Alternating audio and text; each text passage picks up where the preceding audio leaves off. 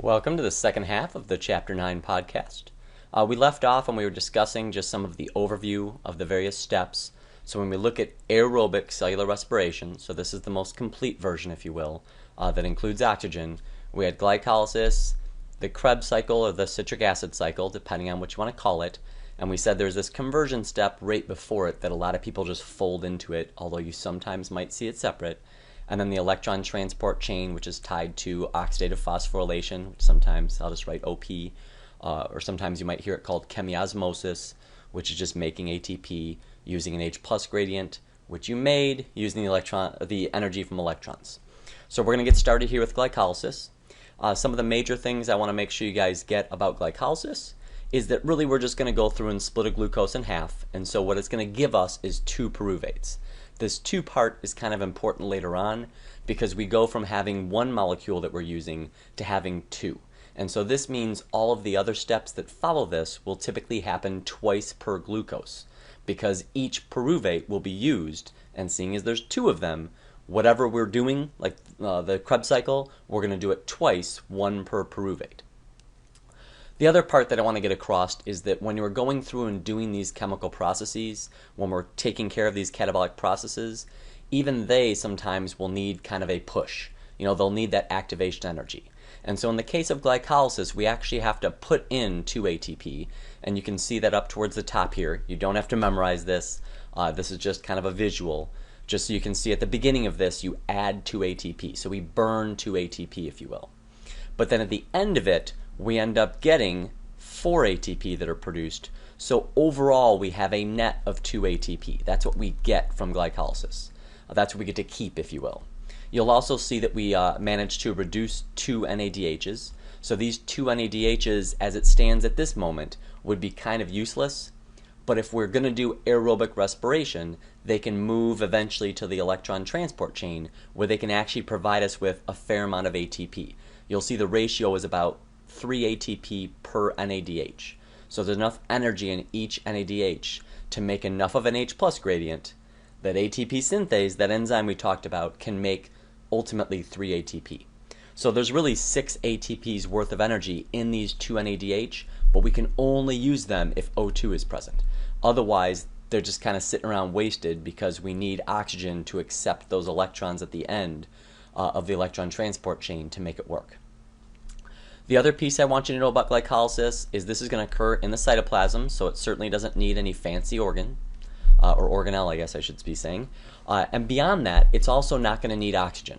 So this one's going to be pretty universal, where if you want to break down glucose, you do glycolysis. I don't care if oxygen's present or not.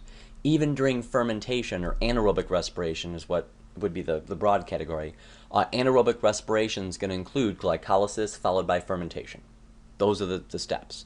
So regardless of whether we have oxygen or not, this process will be used to break down glucose. It's just a matter of where you go after it, if you go the fermentation route or if you go the conversion and Krebs cycle and electron transport chain route. Now the Krebs cycle, which you'll see here, I'm going to kind of lump in the conversion with it, but I will still keep that a little bit separate because ultimately to do the Krebs cycle we need acetyl-CoA. That's the guy that starts the Krebs cycle or the citric acid cycle, whatever you want to call it. So what we're going to do is we're going to, and this will typically happen, you can say in the matrix, the middle part of the mitochondria, but we are going to take our pyruvates and we are going to convert them to acetyl-CoA. And the way that works is each pyruvate is going to have 3 carbons. Each acetyl-CoA is going to ultimately have 2 carbons. So we're really just going to rip off 1 CO2 per pyruvate. And because there's 2 pyruvates, that's going to be doubled. So we'll end up with 2 CO2s, and that's what's shown down here. And in the process of doing this, we're actually able to reduce 2 NADHs as well, 1 per pyruvate. So you'll notice that there's this common 2 number that we'll see, because each time we do a lot of these steps, we get 1 NADH, but because we start off with 2 molecules of pyruvate, each pyruvate is going to give us 1 NADH. So with 2 molecules of pyruvate, we get 2 molecules of NADH reduced. So at the end of this, once again, we've got this NADH guy who's got 6 ATP worth of energy that he can make, assuming that it's able to use the electron transport chain to make the H plus gradient to allow ATP synthase to make the ATP. Without that, this NADH would be wasted. That's why if there is no oxygen, typically this would never be done. You would not want to do the conversion step or the Krebs cycle because so much of what they do is making NADH, and this is actually a problem if there's no oxygen. So you'll see this is only if there's oxygen that you would try to do this process. Now after we've got our acetyl-CoA, we're going to be in the matrix, and you can see this is showing you the cristae is that inner membrane. The outer membrane is typically just called the outer membrane. And so the matrix is going to be the very insides of this mitochondria, and that's where the Krebs cycle is going to occur. And so what's going to happen here is acetyl-CoA is going to dump into this cycle, and I'm not going to make you memorize what's going on in the cycle. I don't care. You just need to know that acetyl-CoA goes in, and ultimately the acetyl-CoA, which is 2 carbons each, gets ripped apart into CO2s. So instead of going in as 1 acetyl-CoA, you come out as 2 CO2s, right? Because we have a 2-carbon compound that's being split, which gives us 2 CO2s. Now, we have 2 acetyl-CoAs that we start with, so technically we get 4 CO2s at the end. But the goal here is that you realize this CO2 is the stuff that we're breathing out. This is the waste that we have in terms of gas products that we get from cell respiration. Is when you're doing aerobic cell respiration, this CO2 is going to be produced with the conversion step as well as the Krebs cycle, and that CO2 is not needed, especially if you're not a plant, and so it would be given off by animals. We'd exhale it. And then the other thing I'm going to bring up is it is a cycle. I don't really care about memorizing the molecules themselves because there's many steps to this, but I do want you to realize that it is a cycle.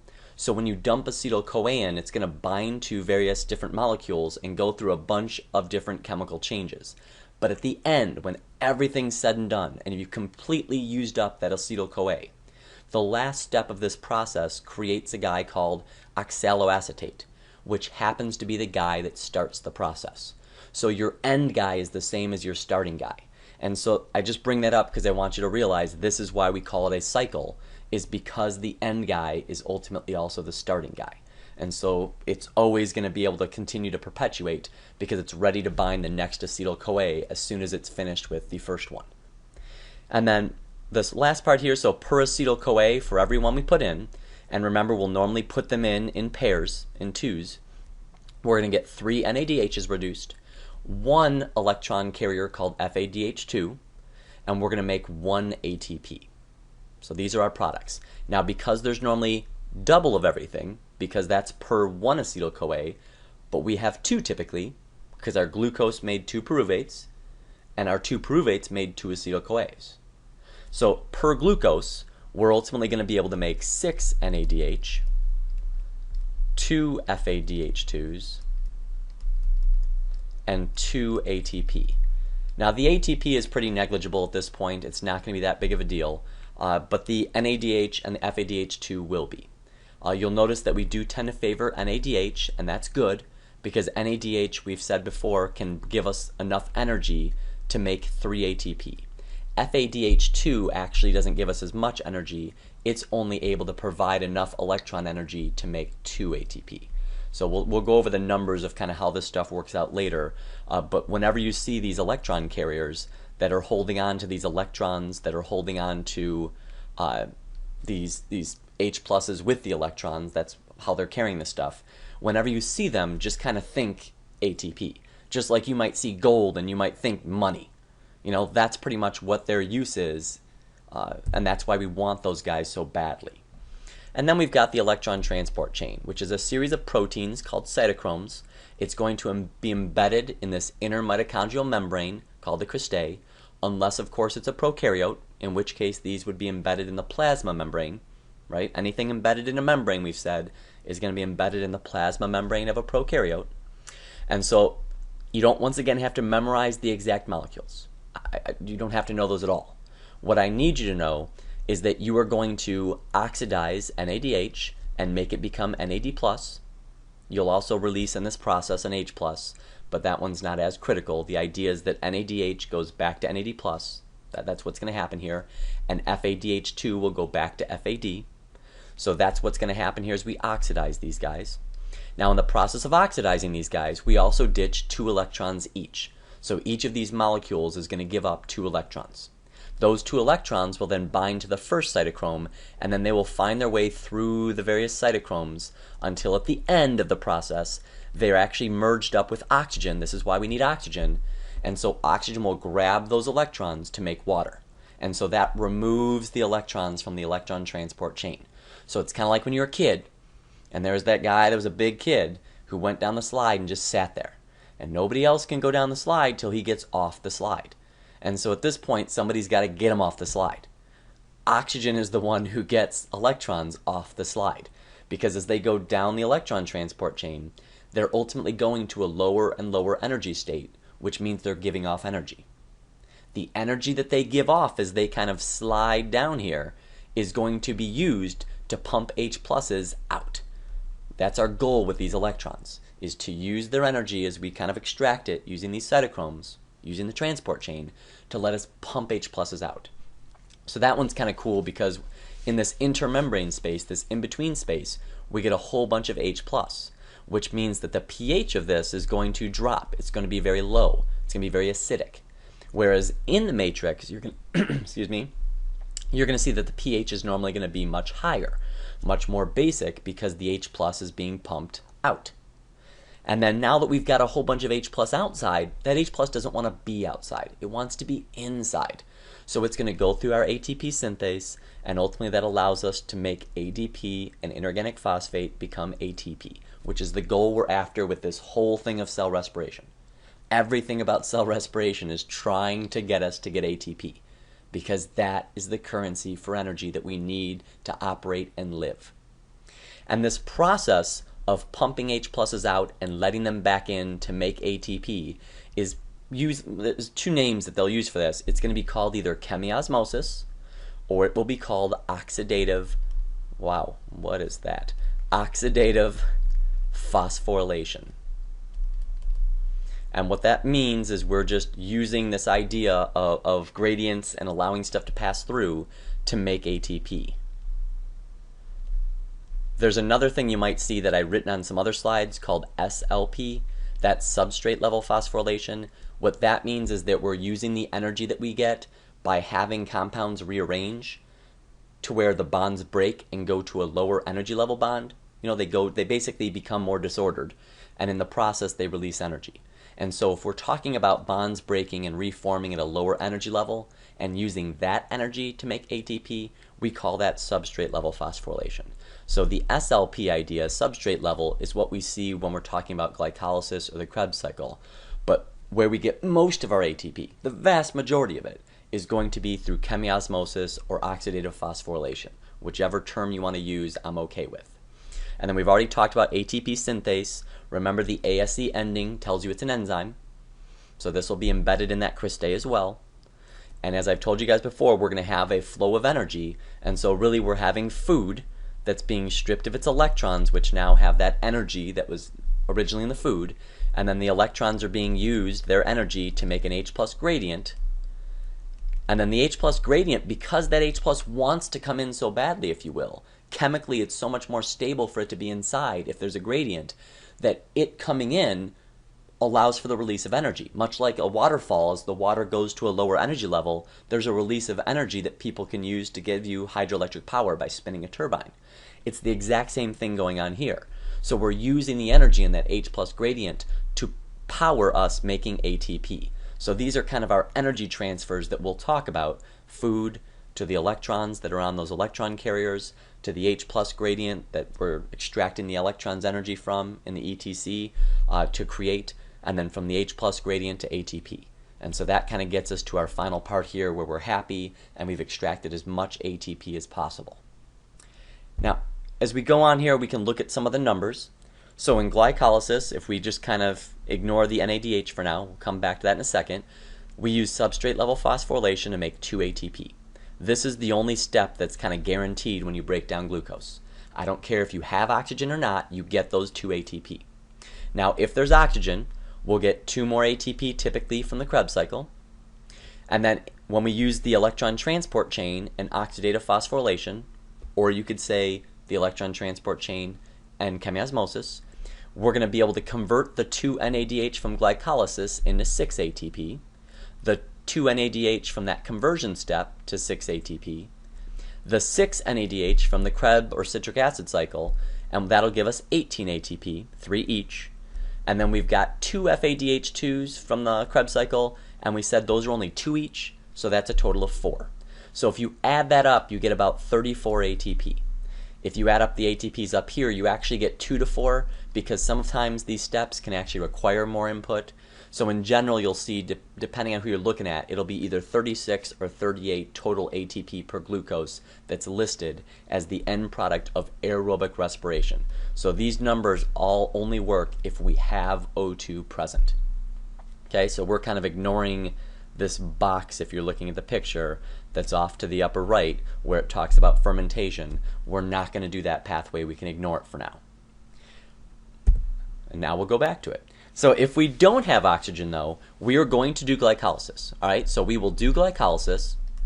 We will get our 2 ATP, and that's ours to have and to hold. You get to keep that, love it, cherish it, use it, but that's it. That one glucose will only give you 2 ATP and you're done. That's all the energy you get. So it's kind of like me saying you can sell a sugar for either $2 or $36. That's how much more efficient aerobic respiration is. Anaerobic can only extract 2 ATP, and then now it's left with these 2 NADH that it can't use. So these 2 NADH are now kind of a hindrance instead of a help. And so what's going to happen in fermentation is we're going to take and convert these back to NAD+. And to do that, we're going to take pyruvate and we're going to convert pyruvate to somebody else. And they might also write this as pyruvic acid. Don't be freaked out if you see this. So pyruvate or pyruvic acid will be converted either to alcohol, essentially ethyl alcohol if you want to, or ethanol. Those are all just different terms for the same basic thing. This is what things like yeast do. So this is how we're able to get stuff like regular alcohol that you would drink, or you can clean or make fuels with. If you're making biofuel, well, they'll take corn and ferment it, and then they can use the ethanol that they produce to power vehicles. And then there's the more common one, at least for mammals and reptiles and things we talk about, where they make lactic acid, which sometimes will be called lactate. So just like pyruvate can be called pyruvic acid, lactic acid can be called lactate. And so this is what we ultimately do, which is probably good. Otherwise, you'd be like exercising along and you'd be getting drunk as you went if we did alcohol fermentation, because organisms like us that do aerobic respiration pretty much all the time can do anaerobic respiration if we have a short-term lack of oxygen. So if you're like running a whole bunch, after you've ran for probably 45 seconds to a minute, you're pretty much out of oxygen, and so your body will fall back on anaerobic respiration to give you energy without you just kind of like dropping down and then the bear or whatever that's chasing you just goes through and eats you. This allows you to kind of bide more time. But it still does squander a lot of energy because we produce lactic acid, which is just a byproduct that doesn't seem to have a whole lot of benefit. In some cases, I've seen that it may even be linked to stuff like muscle soreness, although I've seen some stuff either way. So it's probably not great for us, even if it's not terrible. And there's a whole bunch of energy still stored in lactic acid that we can't get to. And so we have to end up waiting till there's plenty of oxygen and then spending energy to convert it back to pyruvate so we can finish the process and get more energy back. But we still waste energy in this conversion to lactate and back from lactate, even if we eventually do continue the normal aerobic process with that sugar, if you will. So this is not going to be a great thing for us. We only use this short term. But it is still very advantageous to have it, because even though it's so inefficient and it's not like a great long-term strategy, it is a great short-term strategy when you have no other option other than immobility or death. And so this just shows you the idea that this gives us no ATP. A lot of people have this idea that you get energy from fermentation. You don't. All fermentation is doing is trying to regenerate NAD+, which allows us to go and continue to do glycolysis. That's the whole purpose, is that we need that NAD+ to do glycolysis. So we have to convert this NADH, oxidize it, back in an NAD+. Now the other option we have that kind of wraps up here is that some organisms can actually kind of go back and forth. If you have something called an obligate or obligative organism, it means they can only do this. So if you're an obligative anaerobe, it means if there's oxygen present, you die. If you're an obligative aerobe, it means if there's no oxygen present, you die. And then there's these facultative guys, which they usually just say a facultative anaerobe, because you'll see it doesn't make much of a difference if you're a facultative aerobe or anaerobe, because these are the guys that can do both.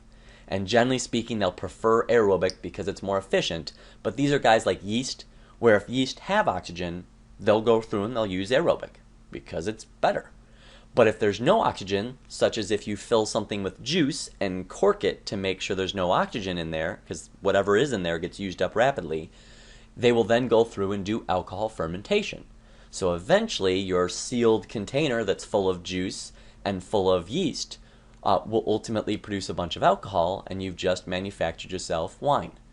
Which, if that's all you do, it's probably going to be pretty crappy, but ultimately it's still going to be an alcoholic beverage because of this anaerobic process that occurs because you've prevented them from getting oxygen.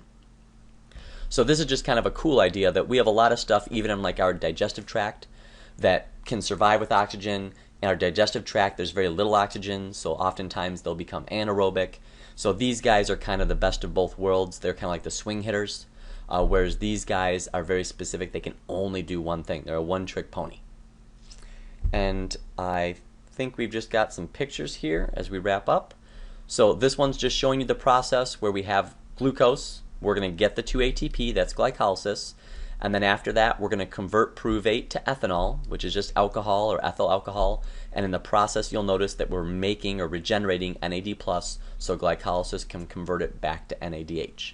And when you talk about the lactic acid process, it's the same basic idea. You're just going to produce lactate at the end, but it's the same thing where you're regenerating NAD+, and you're doing glycolysis, which is the only thing that gives us ATP.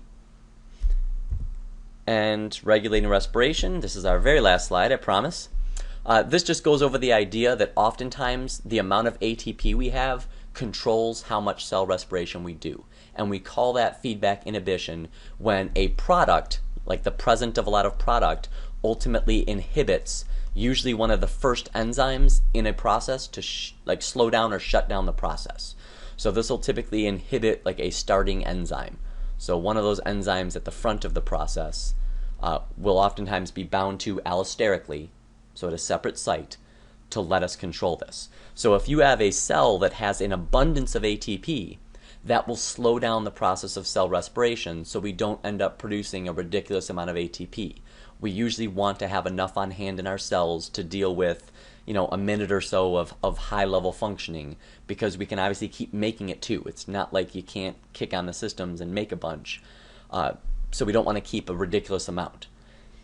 But if the concentration does drop, it will allow respiration to increase because the ATP is not there to inhibit it. So all of the enzymes essentially kick it into full gear. And so they will go through respiration at the fastest rate possible.